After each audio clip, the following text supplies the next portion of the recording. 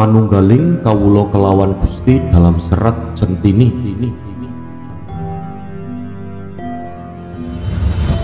Sedulur-sedulur nasihat kehidupan misteri, ini adalah bagian dari Serat Centini yang membahas tentang tahap-tahap perjalanan seseorang saat mengalami ekstase, yaitu sebuah kondisi spiritual saat seseorang mengalami penyatuan dengan zatnya atau manunggaling kawula kelawan Gusti. Serat Centini kita tahu adalah babon serat-serat Jawa yang terdiri dari 12 jilid dan bila dikumpulkan mencapai 6.000 halaman lebih. Semoga subscriber mendapatkan secuil manfaat dari terjemahan ini. Syekh Amung-Rogo memberikan wejangan kepada istrinya yang bernama Niken Kambang Raras selama 40 hari 40 malam, baik yang berkenaan dengan makna hidup dan bagaimana cara manusia mendapatkan makrifat kepada Tuhan Zat yang Maha Besar, maupun yang berkenaan dengan kehidupan keluarga. Nah, berikut bait-bait yang kami kutip dari Serat Centini yang menggambarkan tentang kemanunggalan antara Tuhan dan manusia. Yen nuli winisik basa sempurna sareng miyarsa kibayi senggruk-senggruk anangis tangis gumeplong ing kalbu manah padang nerawang ngraos tuwuk tanpa bukti pangraose wis ana sangis raras. Kemudian ia membisikkan kata-kata sempurna. Ketika itu didengar oleh Kibayi, dia mulai menangis terseduh-seduh, tapi ia sekaligus merasakan suatu kepuasan batin yang besar. Hatinya menjadi terang benderang. Ia merasa kenyang tanpa menyantap sesuatu. Ia merasa seolah-olah terangkat ke hadapan tahta Tuhan.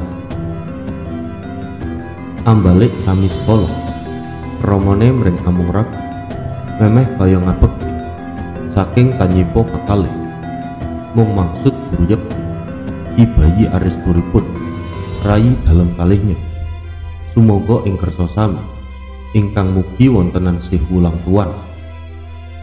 Pada saat yang sama, sikapnya terhadap Amung-Rogo berubah sama sekali. Ia hampir berbakti kepadanya, karena sekarang ia hanya memikirkan satu-satunya ini, aku mendapatkan seorang guru sejati. Kemudian dengan suara lembut, Kibayi berkata, semoga Anda berkenan, agar juga kedua adik Anda menerima rahmat ajaran Anda. Inggih Kang Basa punika, Amung-Rogo matur aris. Nggih putrantos kalian sampun kawula wejangi ing ratri kala wingi. Kalih wis sami suhud, matur alhamdulillah kawula dados muragil. Sakelangkung panrima kula satita. Yakni kata-kata yang tadi Anda sampaikan. Amung-Rogo menjawab, kedua putra bapak sudah saya berikan ajaran itu tadi malam. Keduanya sudah maklum akan kebenaran. Syukur kepada Tuhan, kalau demikian akulah yang bungsu, kata Kibayi. Saya puas sekali dengan urutan ini. Amung-Rogo panuwuswikan ing dalem papan ceneki Kibayi lan putranira dayung mesti beda ganjaraneki Kibayi ganjaranipura sih kamulyan ing donya kang putra ganjaraneki pancacalan ganjaran mulyang akhirat. Amung-Rogo tahu apa yang ditujukan kepada Kibayi dan apa yang dituakan kepada kedua putranya Dayung Mesti dan Dayung Rogo. Ganjaran disediakan kemuliaan dunia ini bagi kedua anaknya, kemuliaan di akhirat. Kewowo ngelmi makrifat di Kibayi panurteki kaidayat ngilmu sarak sarengat utama ngurip Amung-Rogo maturaris paduka ingkang akasut tepakur maring Allah lan tangat kala ning wengi lawan ngangengeno salat perlu kala. Kedua anak itu mampu menerima ilmu makrifat, sedangkan kepada Kibayi panurta diberi tuntunan ilmu sara agama menurut hukum, sehingga ia hidup dengan utama. Kemudian Amung-Rogo berkata dengan lirih, tekunlah dalam menjalankan dan lakukanlah olah bakti malam hari, junjunglah sholat yang diwajibkan pada saat-saat tertentu. Wapegat adarus mulang ing kitan Quran amreti ing janma pikir kasihan Kibayi Nurrogo Hajrih ing wulang Amung-Ragi. Daraskanlah membaca ayat-ayat Al-Quran, rajinlah dalam mengajarkan kitab suci, berilah sedekah kepada orang-orang miskin, Ki Bayi merendahkan diri ketika ia menerima ajaran Amorogo. Mongrogo denya kasut sunat wabinem rekangatipun tigang salam saus ing bakti anuli sangat kiparat tawajuh kalih salam bakdo manggon. Guna mencapai keadaan ekstasis, Amorogo melakukan sholat sunnah wabin dengan 6 rakaat dan 3 malam pujian. Sesudah itu olah kifarat tawajuh pemulihan dan berarah kepada Tuhan dengan 2 salam. Sesudah itu duduk tidak bergerak. Amopanaken junun pasang wirid isban diahipun satariyah jalalah barjah amupit pratingkai timpuh wiyung tias napas kencang tan tompo. Sambil mempersiapkan diri untuk manunggal dengan Tuhan, ia melakukan wirid menurut tarekat isbandiyah satariyah jalalah dan barjah terserap olehnya.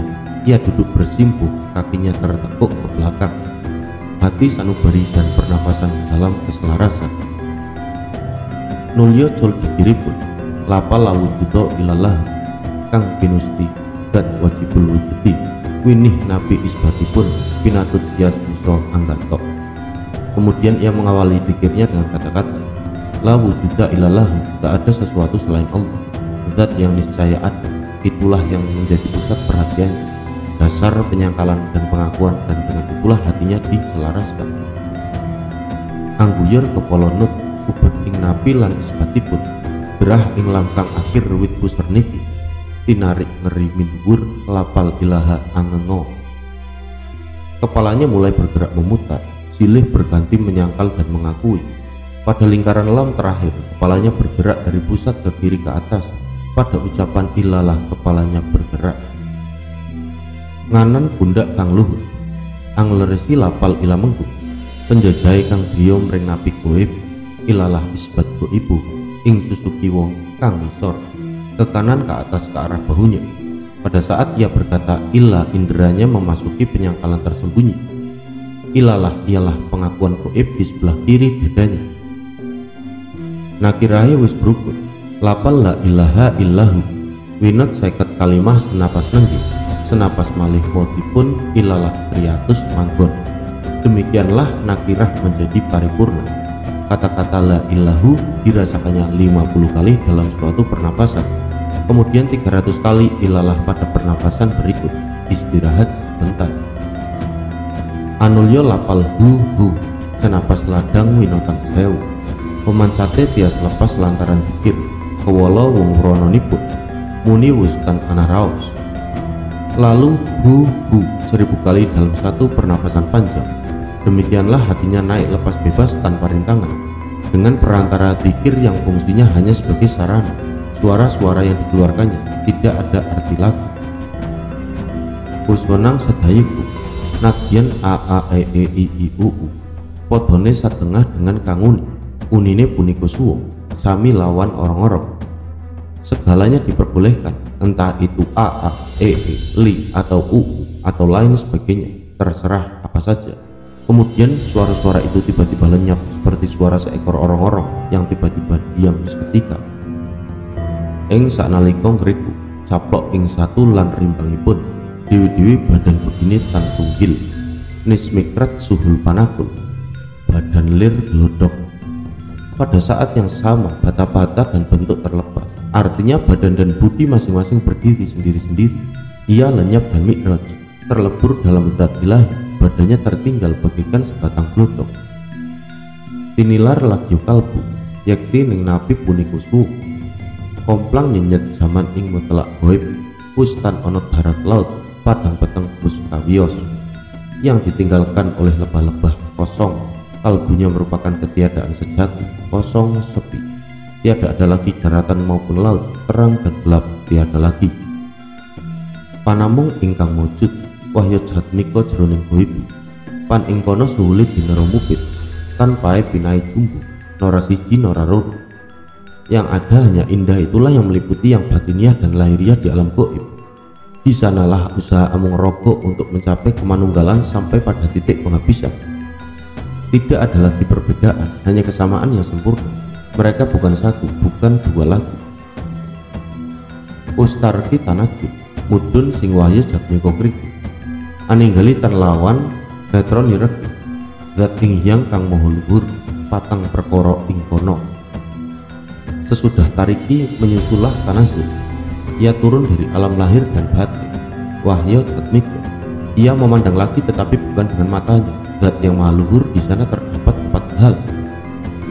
Sifat halal goib, gamal kamal kahar goibipun, usno micil saking goib hanya mupit, wiwit bedo jenisipun, gusti lan kawula reko.